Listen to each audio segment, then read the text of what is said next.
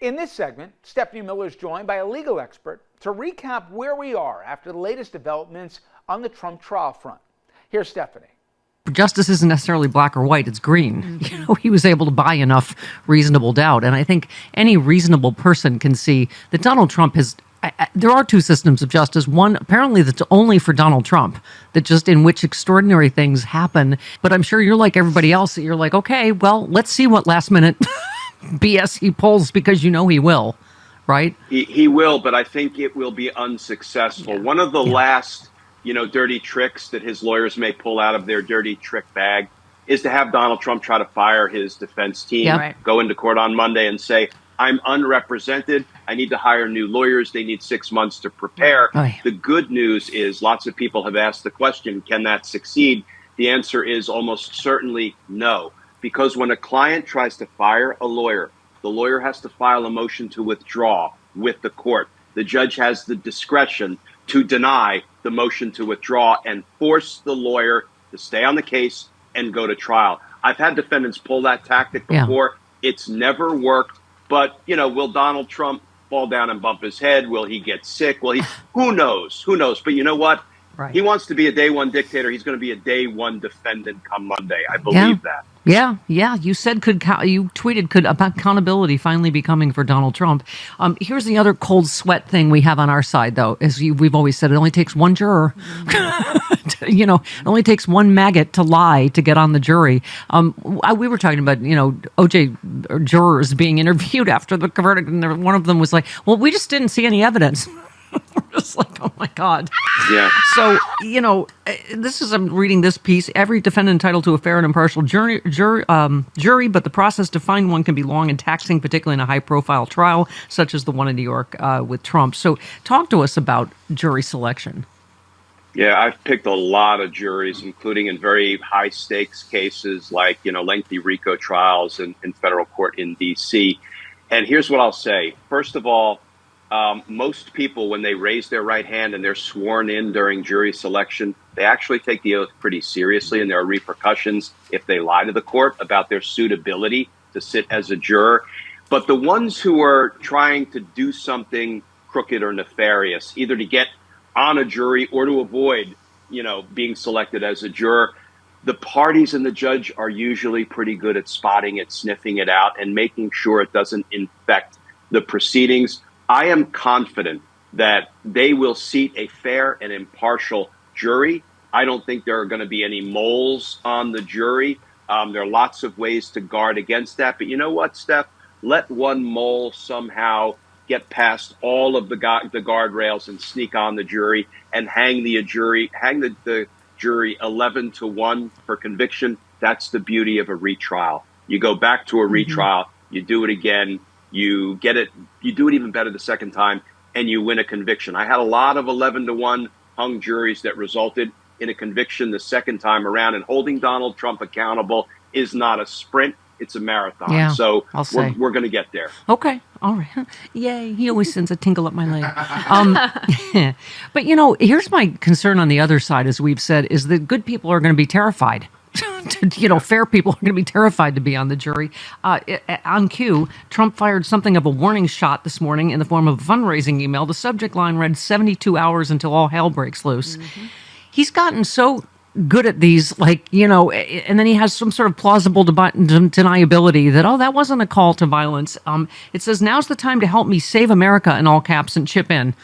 Of course, it's, for money. But he says if we fail to have a massive outpouring of peaceful patriotic support, he always has the one line in there, right here, right now, all hell will break loose. Does that not sound like stand back and stand by? Stand back and stand by. Come to D.C. on January 6th will be wild. It will be a bloodbath if I don't get elected. And now his latest call to violence, all hell will break loose. What I'm most disappointed about, Steph, is that the institutions of government and the good people who populate those institutions have not asserted the rule of law the way it was designed to be asserted, and put him in pretrial detention to stop the violence, stop the dang violence, because we know exactly what he's doing. Yeah, Glenn, it sounded to me like he was threatening his own base. Because as we know, there's been very little turnout in any of these trials where he says, people aren't going to stand for this, there's going to be huge, there's nobody practically. Right. So it's almost like he was threatening them. If there isn't a huge peaceful turnout or whatever, all hell's going to break loose. I mean, it's just, God, thuggery on top of thuggery. I mean, it seems to me the reason he's so panicked, as you tweeted, prosecution witnesses in the New York case, Cohen, Stormy Daniels, Hope Hicks, David Pecker, and others spell real trouble for Trump. It seems like why he is so desperate to stop this. These are all his own people, all his own insiders. He already knows what they're going to say, right? I mean, on the evidence, Donald Trump has done. And, I went back and reread the 44-paragraph statement of facts that was released. It was released about a year ago together with the indictment. It's New York's version of a speaking indictment. And you look right in the middle of it. It's paragraph 19. Remember when Donald Trump and his lackeys and his flunkies and his mouthpieces were saying, wait. Okay, if he made these payments, it was just to protect Melania's feelings. He didn't want her to find out about it. Read paragraph 19. It said that even after Donald Trump had struck the deal with Stormy Daniels to make these hush money payments, he directed Michael Cohen. He said, wait a minute. Let's delay the payments until after the election. That way, we don't have to pay her because it won't matter if it comes out after the election. Yeah. Think about the jury gets that evidence. Mm-hmm. The jury is going to despise this big orange blowhard because not only does he have this relationship with Stormy Daniels right after the birth of his son, not only does he strike this dirty deal to pay her off to keep her mouth shut, but then he wants to stiff her on the payment. Yeah. Plus, it undercuts the notion that he's trying to hide it from Melania. And you forget there's tape on this, too. There's so many tapes, Glenn, that you forget. He's on tape with Michael Cohen. And he's like, let's write a check. And Michael Cohen's like, cash. like anyone does when they're doing something on the up and up. I mean, and then you forget. Go ahead. This is like when I had wiretap cases. All I had to do was press play.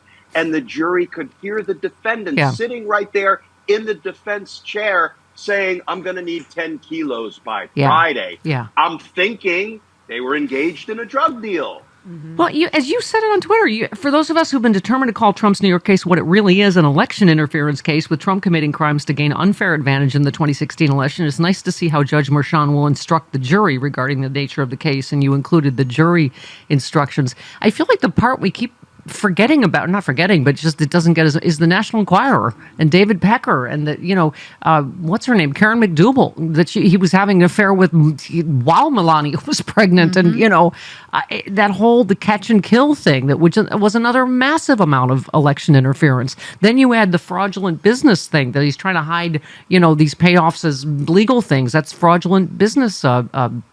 What's it called, Glenn? What's the legal thing? Falsifying business records.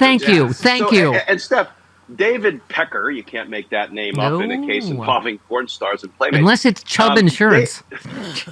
Okay, go ahead. David Pecker is not going to come in and testify that, I was catching and killing these damaging stories about Donald Trump's dalliances because I was trying to keep it from Melania. Come on now. We all know this was election interference. And I have to tell you, I was thrilled when I saw Judge Merchan in his opening statement to the jury about what we call the nature of the case, telling them, folks, the allegations are all about election interference in the 2016 presidential election.